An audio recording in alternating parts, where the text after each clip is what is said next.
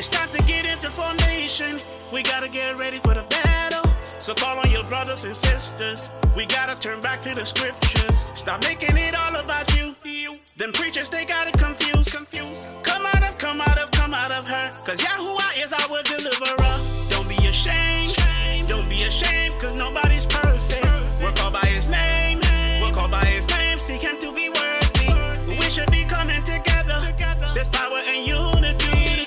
It's time to come into the order, cause we are a living prophecy. We wrestle not against flesh and blood, but against principalities, against powers, against the rulers of the darkness of this world. It's a spiritual combat. It's a spiritual combat. It's a spiritual combat. It's a spiritual combat. We wrestle not against flesh and blood, but against principalities, against powers, against the rulers of the darkness of this world. It's a spiritual combat. It's a spiritual combat. It's a spiritual combat. It's a spiritual combat. Lace up them boots. We gotta move step mode, put on camouflage. We gotta be wise. Open your eyes to the most high in the skies. We must stop arguing, it's irrelevant. We must live in the Torah, it's heaven sent. He will put it in your heart, fulfilling the word of the new covenant. Don't be ashamed. Don't be ashamed, cause nobody's perfect. We're called by his name. We're called by his name. Seek him to be worthy. We should be coming together. There's power and unity. It's time to come into the order, cause we are a living prophecy. We wrestle not against flesh and blood, but against principalities, against powers, against the rulers of the darkness of this world. It's a spiritual combat. It's a spiritual combat. It's a spiritual combat. It's a spiritual combat. We wrestle not against flesh and blood, but against principalities, against powers, against the rulers of the darkness of this world. It's a spiritual combat. It's a spiritual combat. So if I want to It's a spiritual combat. It's a spiritual combat. Hey, shalom, shalom, shalom, y'all. It's Mikha'El Israel here, and I am here with my man Mikha'El ben Yeshurun. I'm going to bring him up here in 1 second. Let me make sure my audio's good. All right, we're good. Shalom, brother Mikha'El. Shalom, brother. How you doing, my man? I'm doing good. I'm doing good. Brother Mikha'El coming all the way from Chicago, man. It's good to have you on the show. And if you could tell us a little bit about your ministry. You have Hebrews in the Hood, and you also have, I forget the name of the other one you were telling me about, but I'll go ahead and hand it over to you to talk about that a little bit. Yeah, I like to give all honor and praise to the Most High Elohim, Abraham, Isaac, and Jacob, in the name of his son, our high priest, Jesus Christ, our Mashiach. And yeah, brother, man, it's an honor to be able to, be blessed and be invited to your show. Yeah, I have a Walls of Jericho ministry. That's my ministry, the Walls of Jericho. Right now, it's kind of like in reconstruction mode. Okay. I do still have a Facebook group called the Walls of Jericho Have Fallen, where we basically just deal with a lot of historical stuff. Like we deal with, of course, the scriptures, but we also deal with a lot of historical and secular sources to prove that we are the children of Israel, and as well as other Israelites that are scattered abroad. Prayerfully, pretty soon, we will have a new facility up and running. It will be on the, it's looking like, God willing, it'll be on the southeast side of Chicago. And, we're going to take it from there. We're trying to get the Walls of Jericho Biblical and Historical Studies. We're trying to get that storefront put up, and also a restaurant, a clean dietary law restaurant. So that's basically where I'm at. Of course, some people know me from my Hebrews in the Hood channel on YouTube. You can go there and subscribe. It's Hebrews with a Z at the end. It's ebonically Hebrews in the Hood. And so, yeah, you type that in and it should pop up once you put Hebrews with a Z on it. And so, yeah, that's basically for the most part, I'm working on right now, because I know it's about once the season is over, it'll be getting warm again.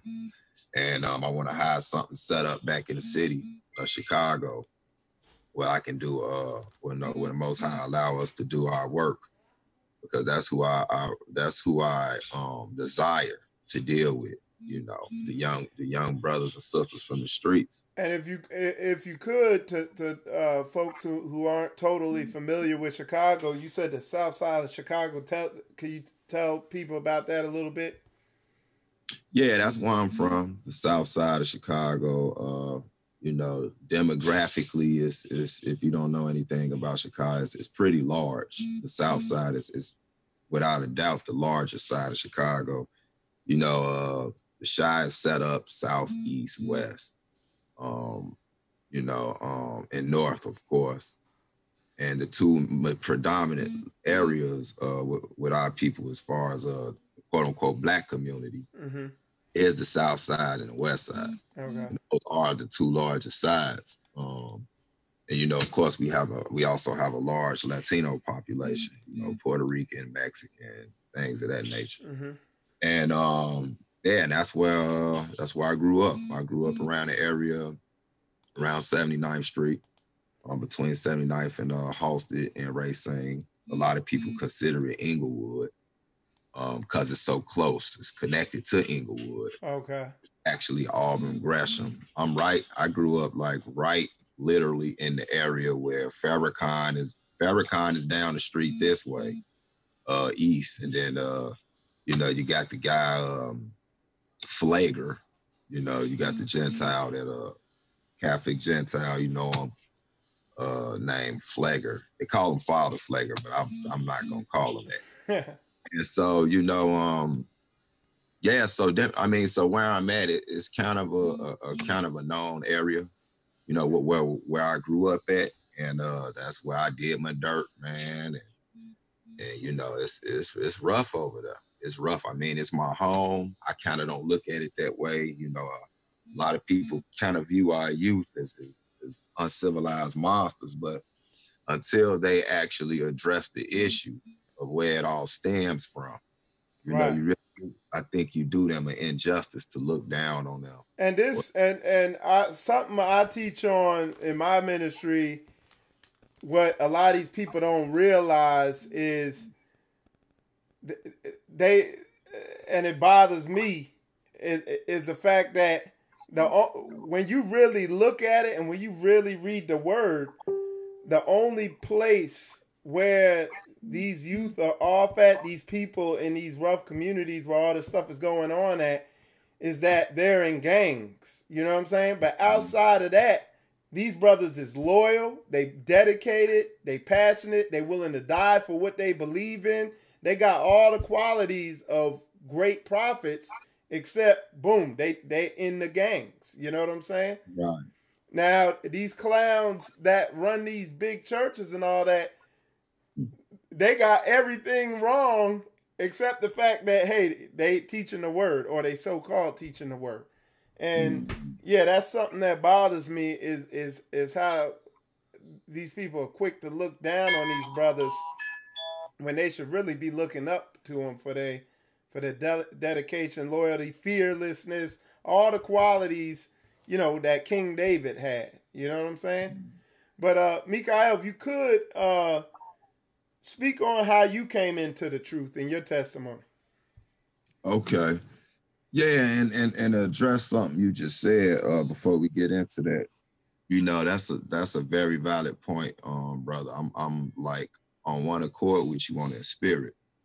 Our people, the scriptures tell us, basically our pastors have become dumb dogs, dumb, greedy dogs to be exact. Yeah. So one of their things, they're corrupted priests. They're corrupted priests. Some of them is due to ignorance, and some of them are actually at that point where they don't care. They're serving a whole nother master, and unfortunately it's sad, because us as a people, we're naturally a spiritual people.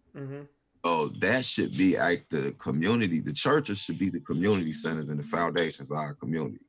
Of course, a place of worship first, but all the other things should come through the church also. You know, whether it's social programs or whatever. If you look back when the Levites were set up in the land, man, first of all, they didn't, and see, this the thing, they corrupted. They take something that's good and they corrupt it. Right. So, like, people bring up the fact that the Levites didn't have to work because they was doing all the work of the Most High. You know this. Mm-hmm. But that's the thing, they was doing the work of the Most High. And when you would go, like, whether it was a stranger or a brother who was a sojourner, and he came through and he was down on his luck, he was messed up, they actually had a whole system set up for that to get him on his feet. Right. You know what I'm saying? I don't see the churches do this. They more like parasites. Yeah, and see, and that was something I was just teaching on, where a sister was asking me, she was saying, hey, I keep giving this place, this amount of money and this, that, and the other, and they make me feel guilty. They hit them with that, shall a man rob God? And all that. God. Hit him with that scripture. And I'm like, no. I was like, in Acts, they put all their money together and they distribute it equally as everybody needed. And then, Yahusha, he told the guy, he said, the man who was rich, he said, give everything you have away and come walk with me. So all that folks buying these big cars on the church's back and buying a Learjet, and they flying over you at the bus stop and all that stuff, that ain't book. That ain't book. That's brainwashing. That's witchcraft and manipulation to get your money. I just did a big lesson on that, because that gets me mad, man. You know what I'm saying? That gets me pissed. I feel you. Matter of fact, I'm looking for something. Okay. If I can find this to go with what you said, and then I'll get into the whole how I came into the truth. Absolutely. And I said earlier, you got as much time as you want. And for those of y'all watching on Facebook and YouTube, if y'all got questions, put them in there. I'll ask, and I'll ask them. So go ahead.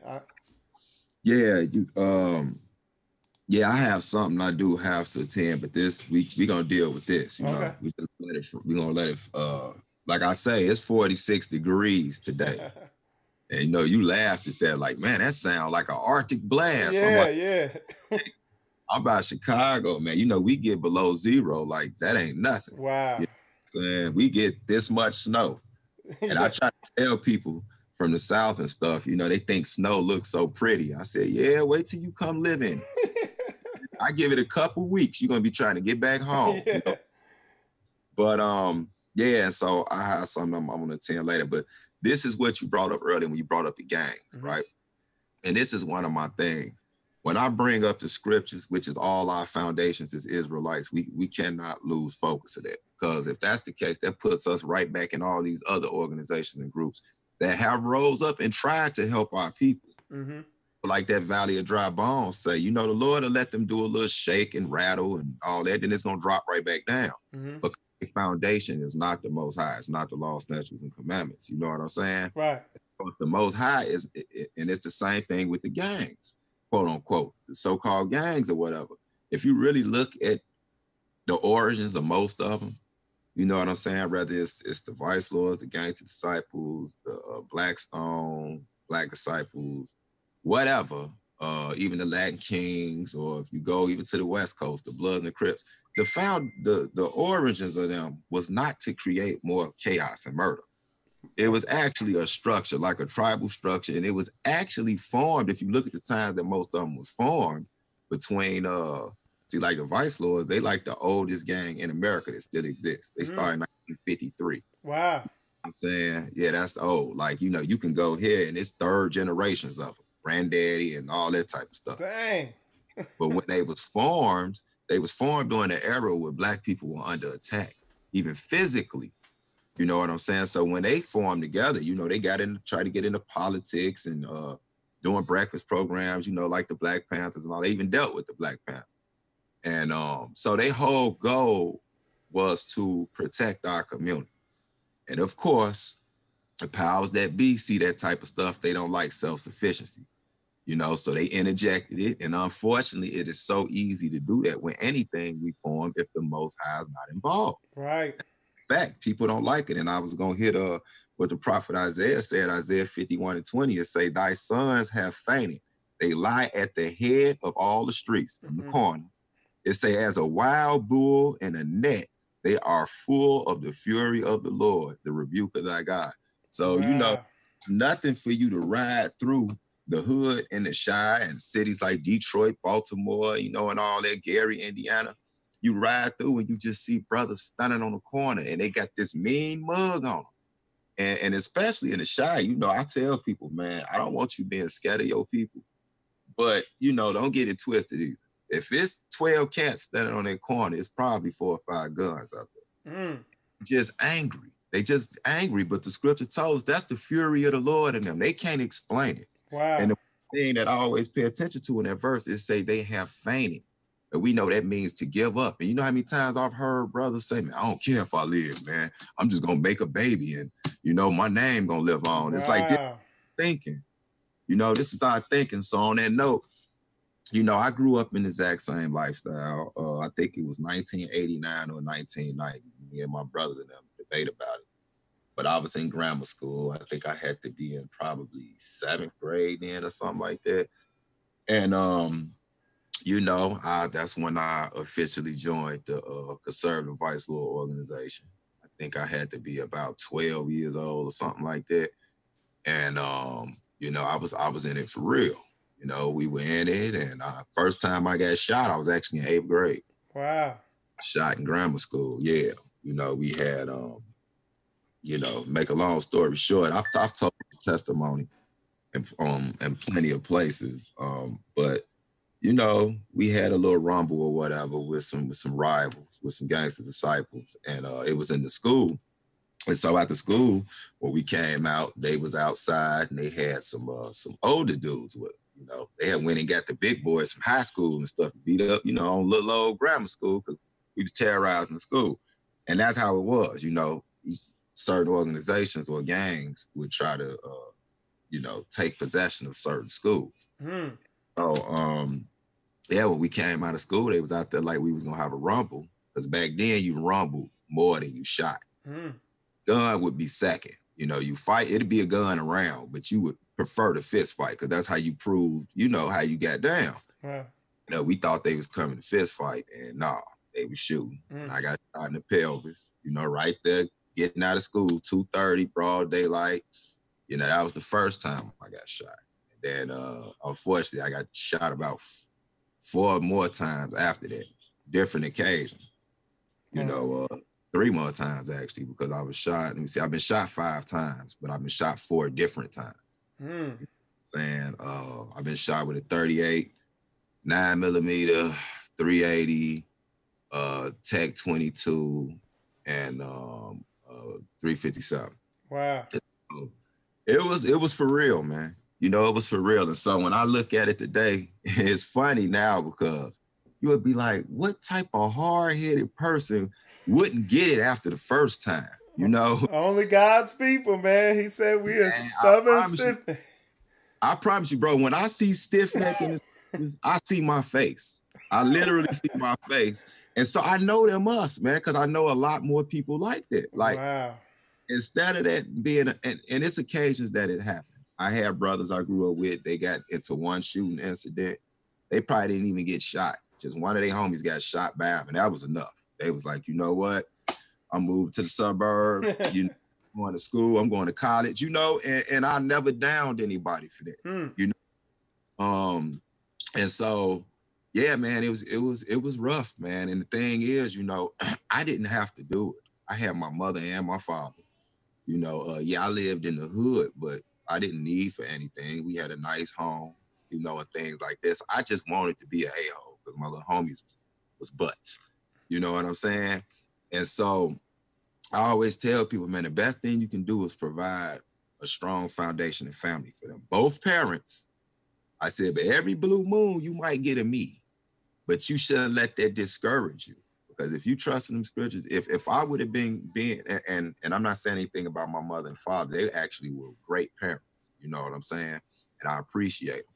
But had I been raised in the thing that I know now, the truth, like the book say, you know, if you raise up a child, if I was raised up in them laws, statutes, and commandments, I would have had too much fear to go out here with guns on me looking to kill my brother because they claim a different organization, or putting packs of drugs on me when I was getting allowance. I just wanted more. You know, if I had the fear of the Lord in me, I would have never done that. So I encourage people, that's what you do. And so basically, to fast forward, man, years later, I got shot again. The last time I got shot was about 20 years ago. I got shot. Some guys followed me home. They followed me and a couple of my boys home. And we were actually riding around on Folly. We were riding around. I'll never forget, it was a rainy day. We was riding around.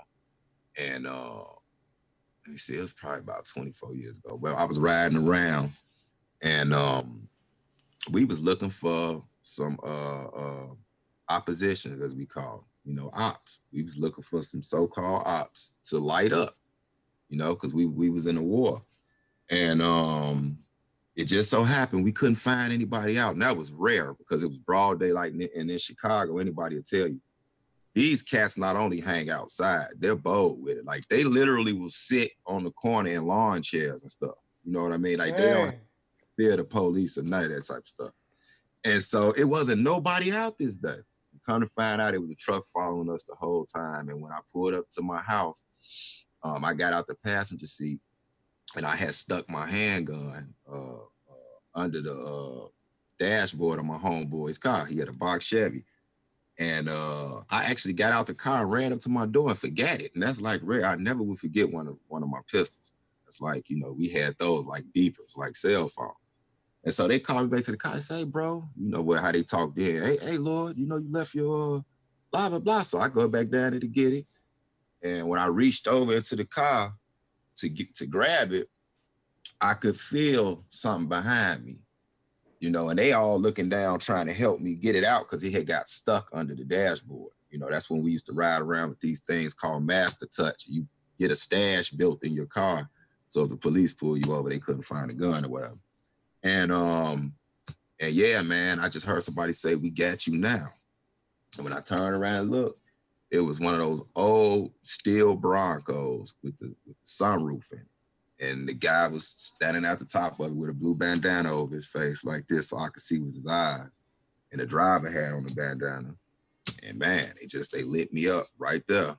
And they lit me up and they rolled off. And all I know was, you know, when I tried to get up and I had kind of like fell under the car, when I tried to get up, you know, my legs wouldn't move. You know what I'm saying? Like, I could feel them and they felt like they were bent, but when I looked down, they was laying straight. So I knew something was wrong, you know, and my boy, and I mean, the car got hit like 11 times. I'm the only one that got hit. So, you know, when I look at it now, I know specifically the Most High, man, like, he gave me chance after chance after chance. Something he wanted me to do, but he didn't want to kill me. You know what I'm saying? And so he had to sit me down, literally sit me down, because the other stuff wasn't scaring me. If I got shot, I would just be right back out. I'd heal up and now I'd be looking for some more people to go at. Man. You know what I'm saying? And so, yeah, man, I next thing I know, I blacked out. And, you know, it's some stuff in between that. If you check out one of my old interviews, you can hear it all in detail. But I really don't want to get into that right now. But when I woke up, I was in the hospital and I was in intensive care. I was in ICU. And they say I had been in there for like 2 weeks. It just seemed like a day. Wow. And, you know, of course, I seen my mother and father. So when they finally moved me over to my room, it was a sister that came to visit me. She lived across the street from me. She was like our block club president. So, you know, I ran like my block. You know, me and a couple of the homies, we had like 2 or 3 blocks. And so that was a portion of the set, of the Vice Lord set that we was from that I ran, you know what I'm saying? And so, you know, she would watch me and see me doing stuff, but she had a liking for me. Because I guess even with me and my chaos, she would see that I would protect the block. You know, we made people grab the old people groceries when they came in. We didn't we wasn't loud on the block and doing all that type of stuff. So we had some type of civility to our madness, you know, and that's why back then you would find out like the neighbors wouldn't even tell on you. You know, like when the police came, they would act like you were an angel, and they know you've been out there doing stuff because of how you treated them and their children and stuff like that, right? And so it was a sister who lived across the street, and she was our block club president. And I knew it was something different about her. Because it was certain things she didn't do. Like she didn't eat pork and all that type of stuff. And by me being a vice lord, it was actually against our law to eat pork. So I was cool with her on it, you know, because I didn't know that. Yeah, vice lords and Blackstones are they're like a fraction of Moorish Americans, but like the version. So yeah, they got the Allah thing and prayers and all that type of stuff. Okay. And so it was something always different about it. And she never was judgmental to us.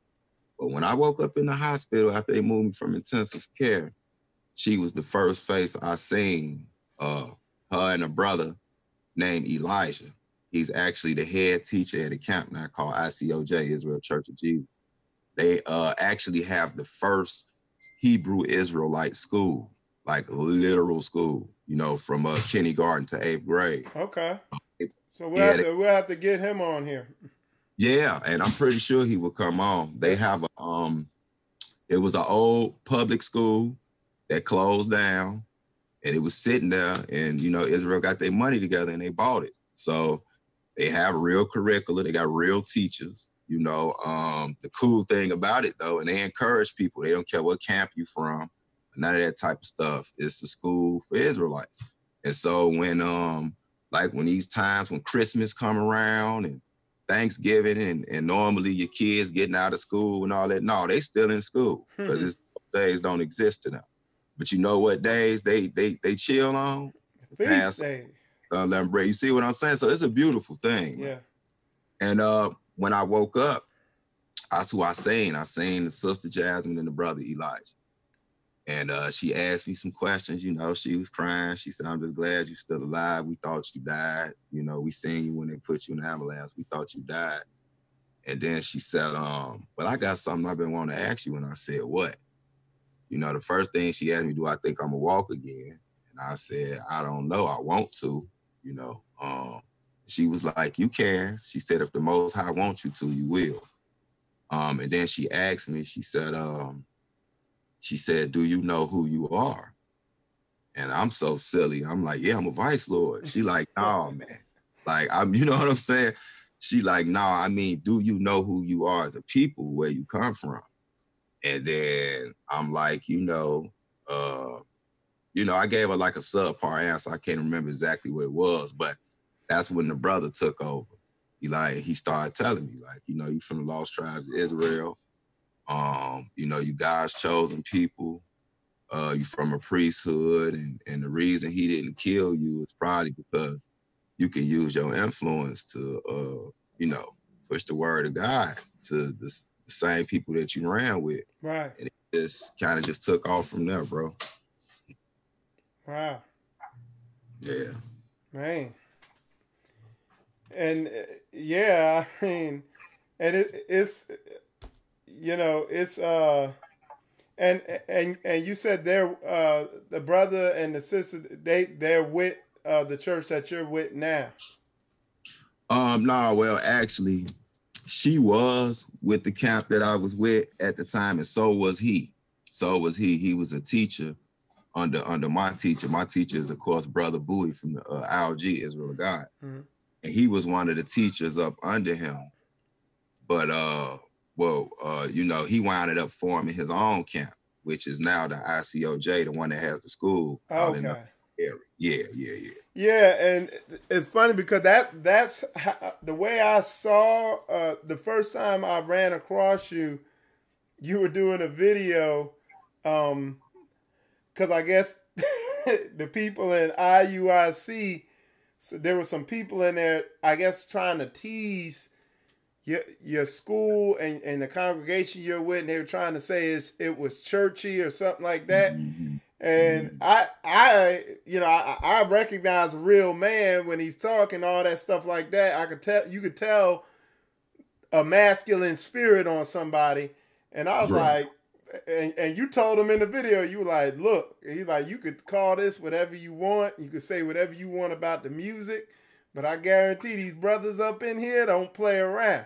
You're like, y'all won't want seconds of this. You know what I'm saying? Right. And that stuck with me. And then what happened a couple weeks ago, my Yeshurun, he was like, hey Mike, cause I did a message. All right, cause I'm all over the place. But did you know the Sean Tatum? Yeah. General, yeah. So what I did we did like a little memorial type episode for a whole week for him, and I didn't really know him, but I got to know him through doing all that, and it made me realize, hey, we gotta reach these brothers in the streets, and I know I don't have the skill set to do that, but I was like, I'm gonna get behind the people who do, so I did a message on it. Basically talking about what I said earlier, that these is the real prophets and the real warriors that you read about in the Bible. That's why they do so much to kill them off. And you see, like, you notice when the cops are out of the hood, everything goes smooth. But when the cops is in the hood, that's when it's a hot mess. And it's like, it's by design to kill the brothers, the Tupac type dudes off. Right. It's because they know it takes one of them can change the whole world. Because they ain't scared of nothing. They ain't going to get corrupted. They 100. And I did a message on that, and John seen it, and he was like, hey, man, we got to reach out to this out. And he's talking about you. You know what I'm saying? So, yeah, man. So that's, we about what you doing. You know what I'm saying? That's real talk. Yeah, man, and all praise to the Most High that that the Most High even put it on your spirit to do that. And, I remember the little IUIC thing, man. If you notice, I took that video down after like 3 days. Yeah. I think it was 7,000 views, so I didn't care about the views. I figured I got my message across. I'm gonna take it down, right? Because people just kept talking about it or whatever. And so, those bygones is over with or whatever with them brothers, but. The point I was trying to make in there was, like you brought up, and this goes for anybody, because you make a statement about how certain camps, they're real churchy and things of that nature. Well, the whole point that I was making was, look, I respect what brothers are doing that's from the other aspect of the Hebrew Israelite community. I like discipline. I like militancy. I like all of those type of things. But if your spirit not right, you see what I'm saying? Like, you might say people are churchy, but half of these dudes was real bona fide gangsters. A bunch of you dudes were square. That's the type of point I was making. And what we was taught, and what we was taught was like, when you leave the streets alone, then leave that part of the world in the world. You don't take that same spirit with you. You know what I'm saying? Like, it ain't got nothing to do with being a coward or a chump. Like, because if you like you said, if you a manly man, you're gonna be a manly man anyway. Right. But you don't have that same spirit on you to the point where I can't tell you from a devil worshiper. Right. You know what I'm saying? And that was just the point I was making. I was just like, don't get it twisted though. A lot of these cats came from that life for real. Like, you ain't gonna put no fear in their heart. Right. Yeah. And it shouldn't even be like that. If all our goal is the same, to wake up our people, then you do it the way the Lord gave you the gift to do it, and I do it the way He gave me the gift to do it. And Israel got this camp banging mentality, which I can't stand. You know what I'm saying? I remember when the Mashiach, man, he was out there doing his thing, and the disciples came to him because it was some cats preaching Christ that wasn't with their camp or their crew. Yeah. He had to check them. He said, hey, man, is they speaking bad against us? They like, no. When he was like, well, if they not against us, then they fall. Like, basically, like, leave them alone. You see what I'm saying? And when you bring stuff up like that to cat, it put a lot of these camps in shame. You know what I mean? Right. And so Israel got a lot of work to do, man. So that's basically the only reason I even got involved with that little response right there, because I really don't like doing that. Because at the end of the day, you know, the Most High is gonna weed out the rebels. Right. So, right. You know, and so we just got to do all the job we supposed to do, brother. And I like the point you said when you said that you know, you might not be equipped to directly go to the cats in the streets like that, but you have people that are. See, that's what our whole thing is. Like, we got brothers that I know that are very professional. We got brothers that's professors at universities. I can't do that the way that they can. They can go into the professional scene. You got people that go into basically Fortune 500 companies. And, you know, they'll have to do it a little careful, but they're able to reach another type of demographic. Right. You see what I'm saying? Right. Nevertheless, they're still doing their job. So everybody don't have to have the same gift. And it's a body. That's right. It's different parts, one body. That's right. Yes, sir. Yes, sir. Yeah. So, oh, go ahead. There was one more thing that you touched on, and I could tell you've been doing your homework. When you made a statement about a lot of times if the police were not so much involved in our communities, you would see a reduction in the crime, especially like violent crime against each other. Oh, but I ain't gonna be too careful with this, but I just gotta say it. You're absolutely right to this degree. If I could just use the place that I'm familiar with, you know, I'm writing a book, of course. Everybody like, man, when the book coming out? Well, you know, people hit these, they call like blocks or whatever. Writer's block, yeah. Right. When the Lord want me to do it, I'll be done with it. But it's called From Vice Lord to Servant of the Lord. I basically just tell my whole biography, right? And the thing is, man, when they took the chiefs off the street, they took the leaders off, you know, they trumped up all type of RICO charges on cats, you know, starting like in the 80s, you know what I'm saying? And through the early 90s, you know, they started taking down these leaders of these particular street organizations, quote unquote gangs. They knew what they were doing. Although it was wars and stuff like that back then, the murder rate always been kind of ridiculous. So although we had that, it would always be times of peace, like where people would actually call peace treaties and wouldn't go to war for a long time, you know, unless something happened. And I believe a lot of times it was stuff that was initiated by law enforcement and make it seem like it was a gang retaliation. Like, it's certain stuff you just know that, you know, they trying to get us to kill each other. You know what I mean? So when they removed those cats that had that type of respect, they knew what was going to happen. They knew what was going to happen. It's literally by design. And another thing I always tell people, I said, if you look at Chicago, for example, like I say, it's other cities, man. See, Chicago just has this history with the gangs, you know, the organized thing. But there's other cities that don't have that same history, yet it's extremely violent. You know, cities like Baltimore, even DC, you know, Philly, rough. You know what I'm saying? St. Louis, little old St. Louis right next to us is terrible. You know what I mean? And when you look at these type of places, the unique thing I think about Chicago is I believe it's some type of test subject. Because if you look at Chicago, the way it's structured, it always produced like a bunch of so-called like black world leaders or black leaders. You know, a lot of them, if you ever think, see, a lot of people don't think of it this way, but I had to really think about this one day. You know, a lot of so-called spiritual leaders come up out of here, but it's like one of the most corrupt places in Western hemisphere, right? And I was really thinking about it, and I was like, a few years ago, I say about 4 years ago, when I first paid attention to it, we had this thing, and y'all can go look it up, type it on YouTube, where there was a disproportionate amount of what they was called expressway shooting or freeway shooting. And this is people driving on the expressway and basically being sniped.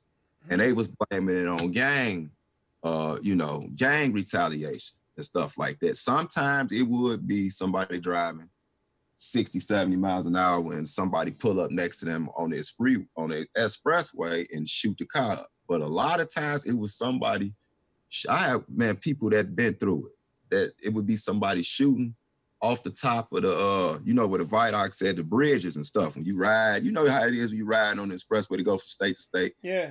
Somebody's up there sniping these people and nobody has ever been caught. Mm. And when they compared it, it's not happening in no other city. The closest to it is like Mexico with the cartels, how they do it. And the whole thing is, I'm like, do you know what type of precision and training it takes to hit a car, an object, going 70 to 80 miles an hour and you hitting people point blank and nobody gets caught? I believe it's some black ops military type. Yeah. And they just blaming it on the gang.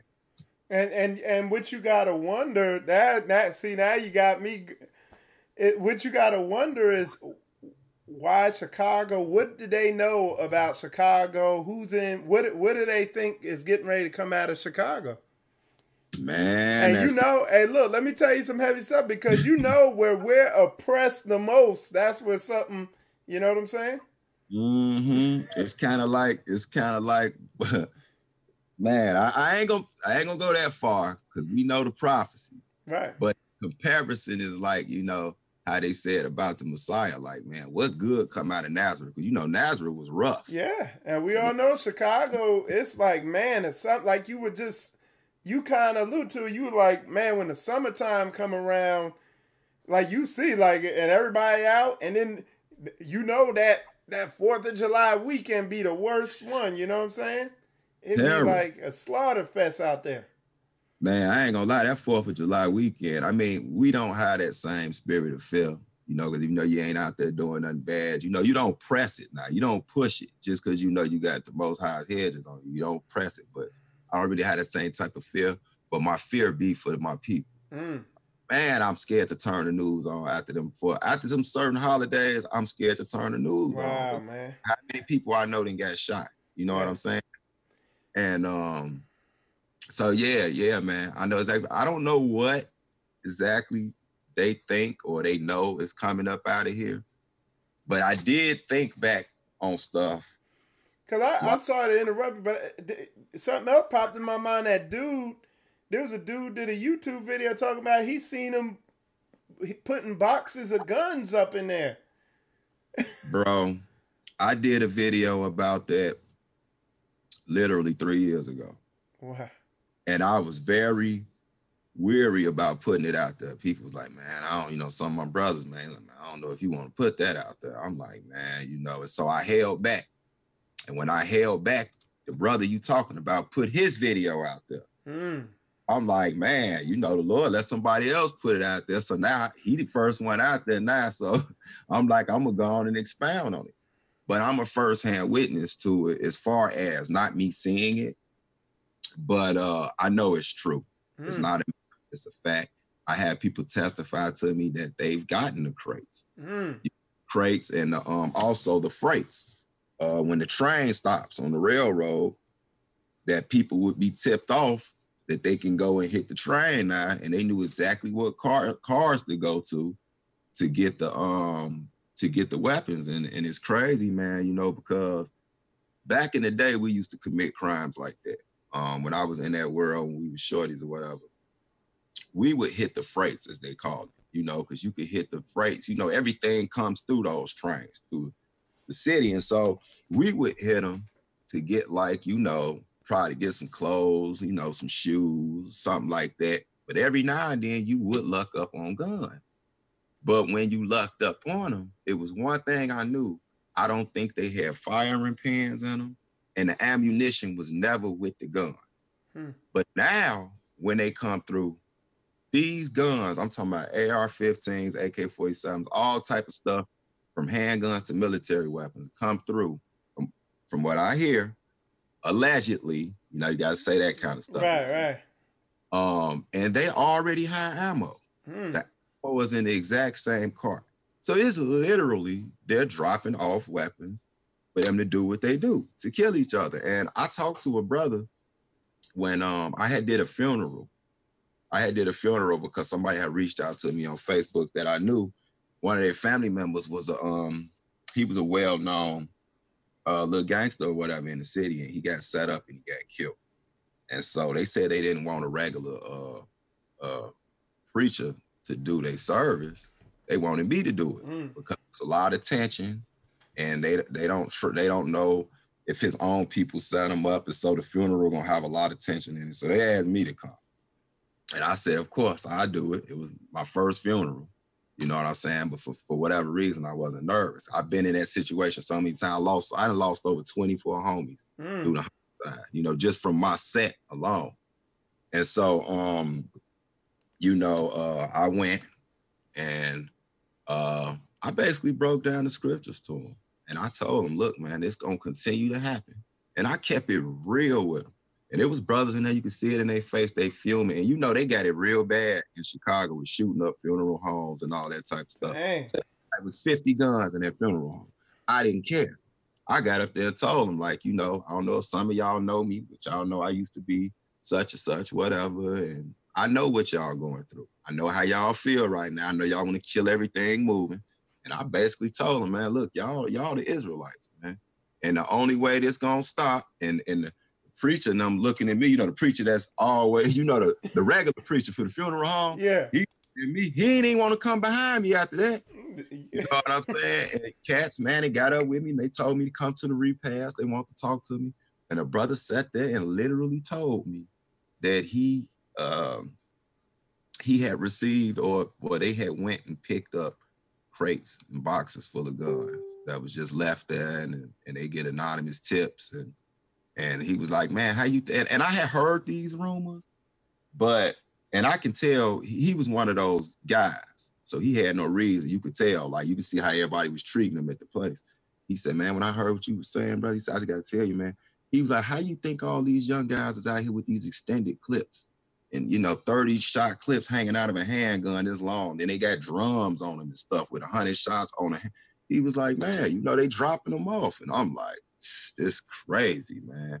And so I don't know what it is they think gonna come out of here. All I do is think back to certain situations like, you know, people like, you know, Jeff Fort, or they call him Chief Malik, you know, he was on something else, man. You know, you talking about, you know, taking out, you know, airports and stuff like that. Then you had the brother. What did you say, Chief Malik?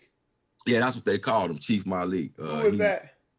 That's Jeff Fort, man. He was the chief, the leader of the Black Keystone Rangers, also known as the El Rookins. You know, you can type it up, look at him. He all on Gangland History Channel, but he took it to another level. He was like, look, he went to a council meeting. You pull it up, they got the footage. He went to a council meeting with the police for the community. You know, the police had started acting up, started shooting people in the neighborhoods. He was like, look, if y'all keep it up, it ain't gonna be no bloodshed without no bloodshed. He told them this to their face, sitting at the meeting. And, you know, it was some whole bunch of stuff. They had to hurry up and get him out of there. You know, they said that allegedly they had conversations of him dealing with Muammar Gaddafi. And, you know, they had got a hold of a rocket launcher supposed to blow up an airline. It was all type of stuff. But then you had another cat that y'all could look up named Angelo. Angelo was one of the chiefs of the Four Corner Hustlers, which is a branch of the Vice Lord. And same thing, you know, they had him on camera, you know, fighting 5 police officers. I mean, giving them the business because he knew the martial arts and all that. They tried to jump him in I believe it was a restaurant or a liquor store. He ended up beating him up, boop, bop, bop. And after that happened, he took it a step further and declared war against the police station. And he got a hold to some rocket launchers. Said he was going to blow the police station up. Got a whole army with him. And so they going to do it. And they brought him down because apparently that he got the launcher from a federal informant, you know. So when you look at the history of the cats that come from here, like you said earlier, if you got the right type of leader and people loyal to you, it can cause them some serious trouble. So let me ask you So, cause one of the oxen here, Ozza, he put Cook County. That's what county is that? That's actually the second largest or the largest county in the United States, Cook County. That's they call it Crook County. That's the Crook. county Chicago's in? Yeah. Oh, because he said Cook County has the highest concentration of Hebrews in the USA. So there you go. That so that's what it is, man. It's a lot of us there. Because you were just saying that South Side is huge and it's full of us. Yeah. Yeah, it's huge, man. It's real. It's big, you know.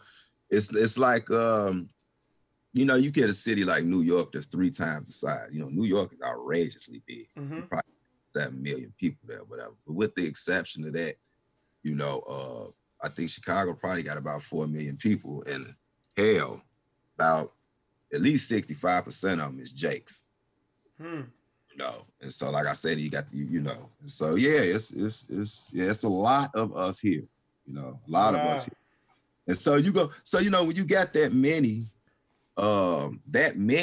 you're gonna produce every now and then. You're gonna produce some jewels. You're gonna produce some people that might be a problem for you if their mind is in a certain direction. You see what I'm saying? Right. Let's be honest, you know what I mean? And then by having that history of the organizational type structures, you know, like, you know, we have a lot of Moorish Americans here. Like I can go on and on. And so it's nothing for somebody to jump into some type of structure, you know, even as uncivilized as it might be. And if you got the wrong people, from their standpoint, the wrong people, it would be a problem. And like the book said, they've taken crafty counsel, because that's something I teach in my lessons, is that, you know, you got people say, oh, there's division in Hebrew Israelite community, but people don't understand the miracle of, like, they sit down and have groups who figure out, and like they get the smartest people of their nations and sit them down in groups to prevent you from doing what you just did, to prevent you from having these revelations and coming to knowledge that you the people of the book and coming together. Like, folks don't understand what has, you know what I'm saying? Yes, and they're actually called, see, people would think this is where, oh, they're getting into conspiracies. Look. There ain't no conspiracy. People that say that, I know they don't believe in the scriptures, because the scriptures tell you this. Like, even when you go to one of my favorites is Jeremiah, the 29th chapter. I believe it's like Jeremiah 29, like 1-4, where he literally tells you how to behave when you go to captivity, because he understands that they plotting against you. And he say, build houses, get you wives, you know, hook your daughters up with sons and sons with daughters, make babies. This is what the Lord tell you to do in captivity. He said, whenever you go to captivity, I'm paraphrasing, you can read it for yourself.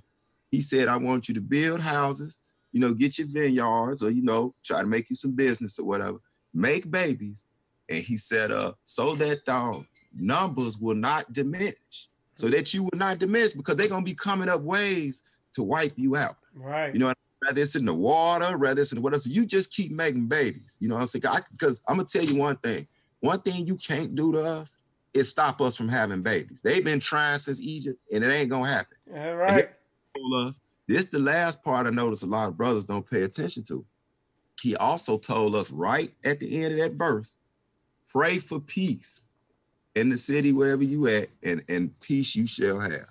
So even though we got all this chaos going in these metropolitan cities where it's a lot of Hebrews at, if you are that example and you start with your household, right? You can bring peace upon your house, starting with your household. See, this stuff that a lot of our people don't teach. Yeah, we understand the curses in Deuteronomy 28 are you know, they're jumping out the window at you. Right. So overall, as a people, we're going to fall under these curses. You feel me? Right. But you can be a little light within that. If you go right to Deuteronomy, the 30th chapter, I believe it is, where he tell you to turn back to him. You know what I'm saying?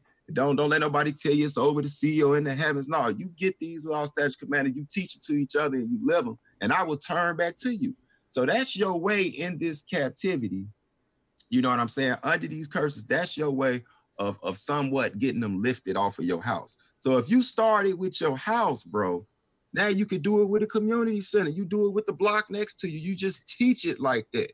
You know, and that's my thing, bro. And that's why I like what y'all doing. We making the scriptures proactive. We making them, you know what I'm saying? We making them tangible. You know what I'm saying? We making them practical, where they not just a religious dogma that we repeat over and over. It's actually a way of life. And the Most High told us if we return to it, you will see results. Right. That's good, man. Yeah, that's perfect. And that's the insidious thing of Christianity and that whole Catholic model of church, where it's just a bunch of feelings and emotions, and like you said, no practical application of it.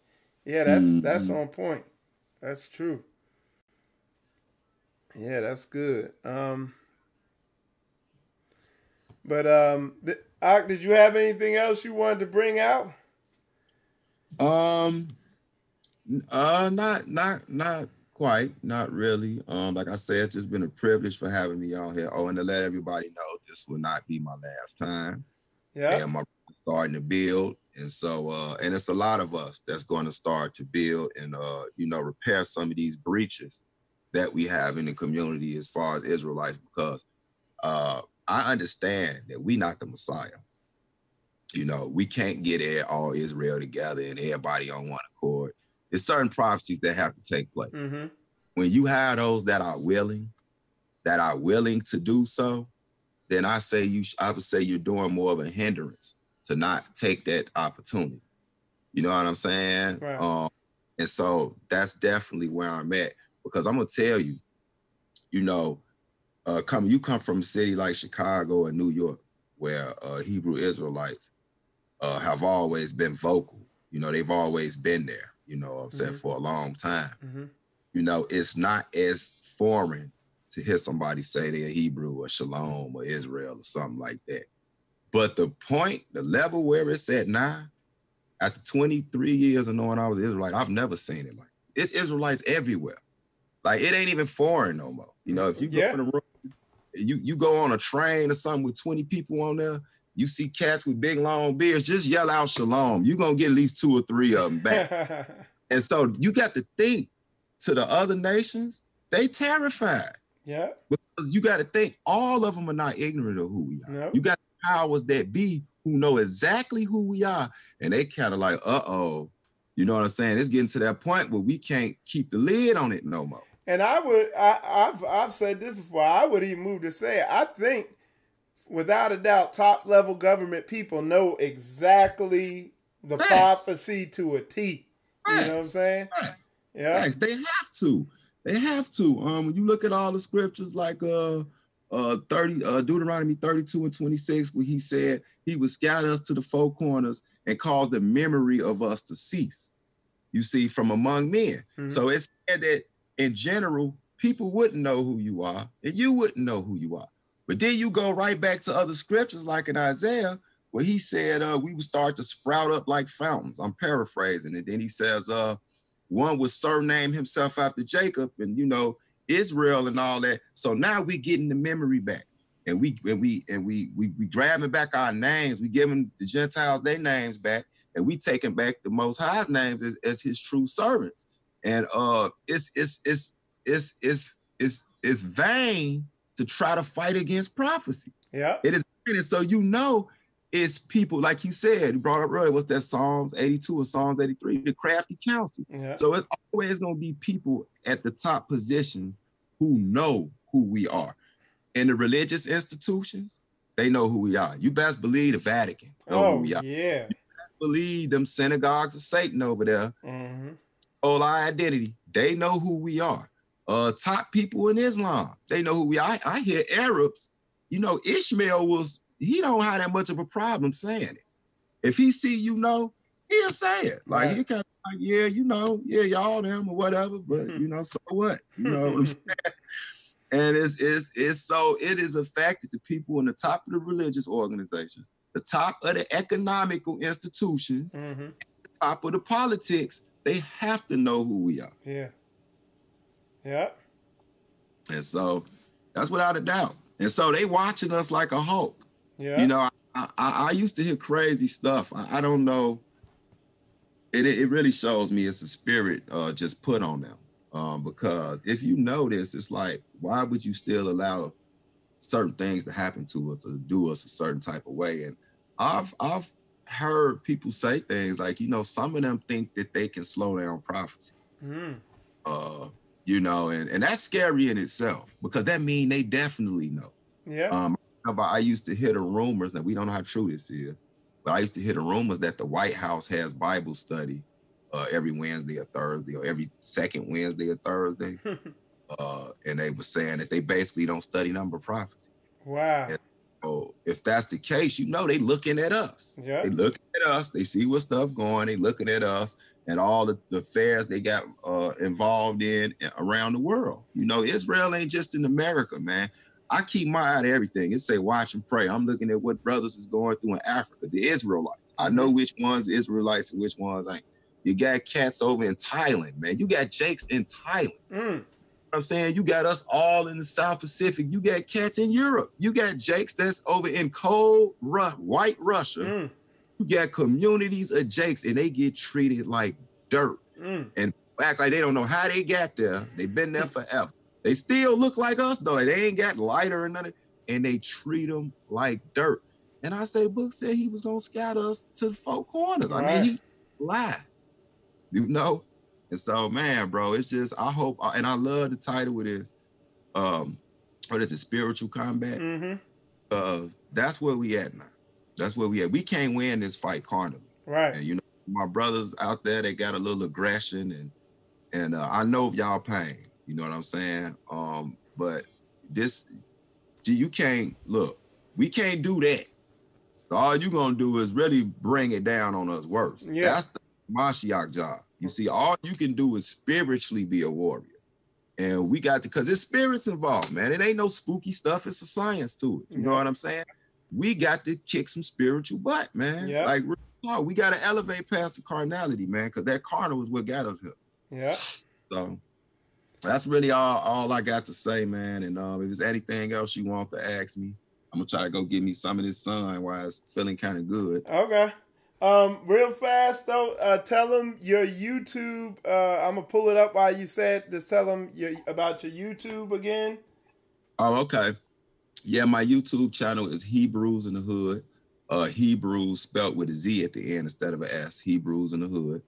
And I also have a YouTube channel called Mikha'El Yisrael. Yisrael is spelled Yzrael, I believe it is. And I'm about to form my Walls of Jericho YouTube channel. We'll be dealing strictly with history and scriptures.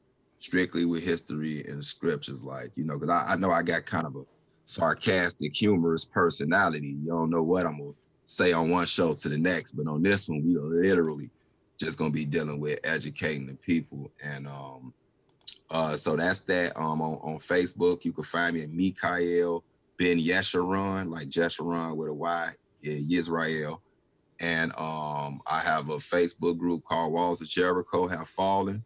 You can enter into that group. Like I say, in that group, we don't do no name banging and all that type of stuff. You know, we strictly in there on information. You know, I ain't got no time to be arguing with nobody over no Y, no Y, no J. And look, I know who you talking about. You know what I'm saying? Let me see your fruits, because like I've seen cats burn decades arguing over names. Yeah, and not get nowhere when y'all could have been building economically, family-wise, all types of other ways. Yep. Nothing, bro. Like, you know what I'm saying? I don't care if, you know, you say Yahshua, Yahawashai, Yehoshua, Jesus. It does not bother me whatsoever. I want to see your fruits, man. Right. I want to see your fruits. And so, yeah, those are ways you can look me up so far. And like I said, we also have it's also a sister channel called Sister for Sister. For the sisters, if they want to check it out, it's spelled Sister, SISTAH, the number 4, and Sisters. Sister for Sisters. Y'all can check that out on YouTube. They deal with the Hebrew point of view. Okay. For you lionesses out there. Right. And so, with that, man, like I say, this won't be the last time, my brother. I would pray that you would allow me to be a frequent guest. Anytime you want to come on, man. Yeah, because we need to do updates. We need to keep the people informed of what's going on, because I know y'all got a lot that y'all doing. Y'all moving around, and we need to just keep each other updated on what's going in throughout our communities. Right. In this exile out here. Right. Well, Mikha'El, it's a pleasure having you on. Those of y'all watching, I appreciate all y'all who have tuned in to enjoy this. It was an amazing conversation, man. A lot of inside stuff about really what's really going on in the inner city. I'm going to definitely support Brother Mikha'El. And I appreciate y'all tuning in to the show today. I'm Mikha'El Israel. You watching Spiritual Combat. And shalom, y'all. Shalom, shalom.